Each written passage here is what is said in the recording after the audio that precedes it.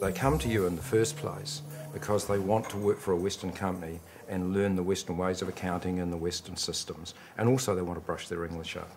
We were very selective in the processes we adopted to employ the key staff, and that has proved immensely beneficial over the years as we've had to deal with changing government regulation and with changing circumstance. There is no better knowledge than on-the-ground knowledge. As of the 1st of January 2008, a labour law now tightens up employee contracts with all businesses, including foreign businesses, of course. So you can't get away any longer with hiring somebody without a viable contract.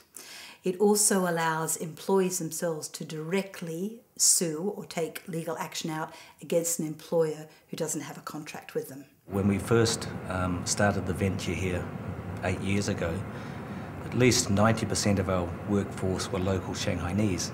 But now we're entering into the one-child family syndrome, and most Shanghainese people would prefer if their sons and daughters were working in an office environment, certainly not in a tannery. So we are finding it more difficult to attract local Shanghainese people, so most of our labour force now comes from the neighbouring provinces. Our initial successes was the fact that we didn't try to repatriate China with Kiwis. I think, many people observed that and said, gee, isn't that great? You can run a business with all Chinese. 12 months on, we realised that was a flawed strategy, and that there were certain aspects of our production that our Western customers expected to see that required us to introduce Western resources.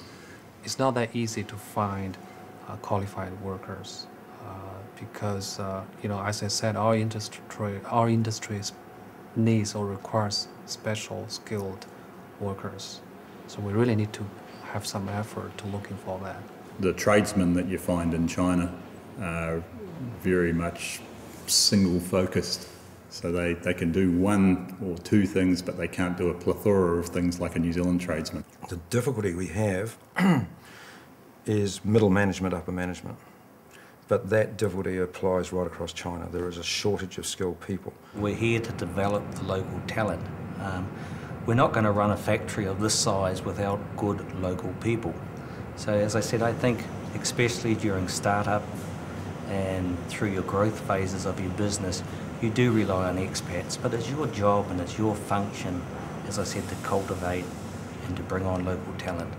There's no doubt that you need good Chinese local people in your management structure. And there's a huge group of very well educated young people coming out, very smart, very Western minded. The quality of some of the local people coming out of the universities now is improving as well. Just as the development in the physical progress is happening, we're getting a lot better quality of those people, and having them run your business is the ideal situation.